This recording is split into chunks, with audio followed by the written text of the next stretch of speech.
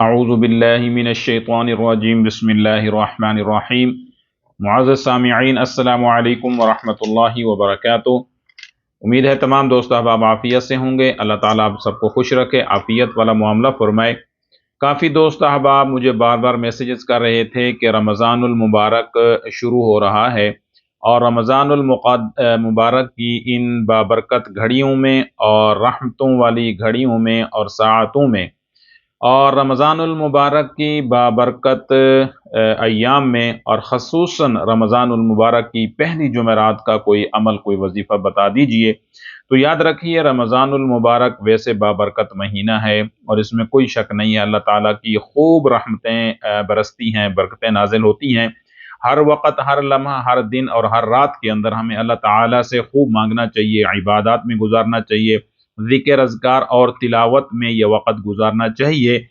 اس ماہ مقدس جو اللہ تعالیٰ نے ہمیں اپنی زندگی میں ایک بار دوبارہ عطا فرمایا ہے، اس کی قدر کرنی چاہیے، اور اللہ تعالیٰ سے اپنے گناہوں کی معافی بھی مانگیے، اللہ تعالیٰ سے رزق بھی مانگیے، اور اللہ تعالیٰ سے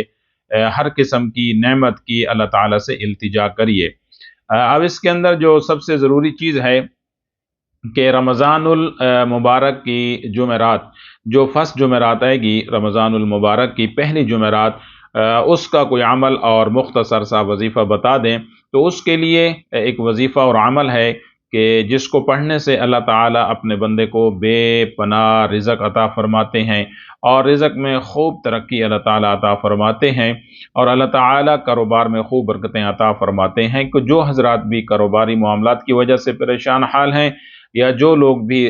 رزق کی وجہ سے پریشان حال ہیں، تو وہ رمضان المبارک کی پہلی جمعرات کو یہ عمل لازمی کر لیں، اور لازمی یہ وظیفہ پڑھ لیں، تو انشاءاللہ ثم انشاءاللہ سال بھر اللہ تعالیٰ خوب رزق عطا فرمائیں گے، اور موجودہ رزق میں اللہ بے پناہ برکتیں عطا فرمائیں گے۔ اور کاروبار کے لحاظ سے بھی جن کا کاروبار اچھا نہیں چل رہا اور بے برکتی ہوتی ہے، تو اس کے لیے بھی بہت اچھا وظیفہ اور عمل ہے۔ اور وہ وظیفہ اور عمل یہ ہے کہ آپ نے بروز جمعرات شام کے وقت، یعنی مغرب کی نماز کے بعد، افطاری کے بعد، یا پھر رات کو عشاء کی نماز تراویحوں کے بعد آپ نے یہ وظیفہ، یہ عمل کرنا ہے۔ رمضان المبارک کی پہلی جمعرات کا یہ عمل ہے، یہ وظیفہ ہے، اور اس کا طریقہ یہ ہے کہ مغرب یا پھر عشاء کی نماز کے بعد جب آپ تراویحوں سے فارغ ہو جائیں، تب آپ نے اول آخر 3 بار درود پاک پڑھ کے، 3 مرتبہ درود شریف پڑھنے کے بعد آپ نے پہلا لفظ پڑھنا ہے یا رزاق، دوسرا پڑھنا ہے یا وہاب، اور تیسرا پڑھنا ہے یا ذل جلال والاکرام۔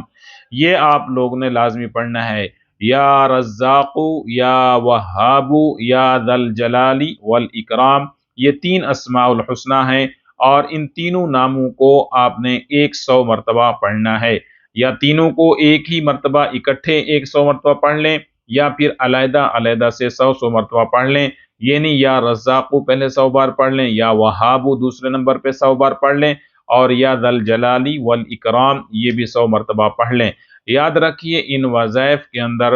برکتیں بھی ہوتی ہیں، اور اللہ تعالیٰ کے کچھ خاص ناموں کے ذریعے جب اللہ تعالیٰ کو پکارا جاتا ہے، تو اللہ تعالیٰ اپنے ان ناموں کی برکت کی عظمت کی وجہ سے اللہ تعالیٰ انسان جو چیز مانگ رہا ہوتا ہے اسے خوب عطا فرما دیتے ہیں، اور اس کی تقدیر کو بدل دیتے ہیں۔ یاد رکھیں، اصل جو دعا یا ذکر اذکار ہے یا عمل ہے، یہ اللہ کو ہی پکارنا ہوتا ہے، اور جب انسان اللہ کو پکارتا ہے تو جو ہمارے مقدر میں اللہ نے لکھا ہے، اگر اچھا لکھا ہے تو اللہ مزید اچھا کر دیتے ہیں، اگر کوئی برائی اللہ تعالیٰ نے لکھی ہے تو اللہ تقدیر بدلنے پہ قادر ہیں۔ یاد رکھیے، تقدیر کو بدلنے والی ذات صرف اللہ ہی کی ہے، اور جب انسان اللہ کو پکارتا ہے بار بار تو اللہ تقدیر بدلنے پہ قادر ہیں، اور اللہ وہ بدل سکتے ہیں، آپ کے حالات کو اللہ بدل دیں گے، اور انشاءاللہ ثم انشاءاللہ رزق کے معاملات میں اللہ آسانی فرما دیں گے، کاروبار میں خوب برکتیں عطا فرما دیں گے۔ تو یہ عمل آپ نے جمعرات یعنی رمضان المبارک کی پہلی جمعرات کو لازمی کر لینا ہے، چاہے آپ مغرب کے بعد، افطاری کے بعد کر لیں، چاہے اس کو تراویحوں کے بعد، عشاء کی نماز کے بعد کر لیں۔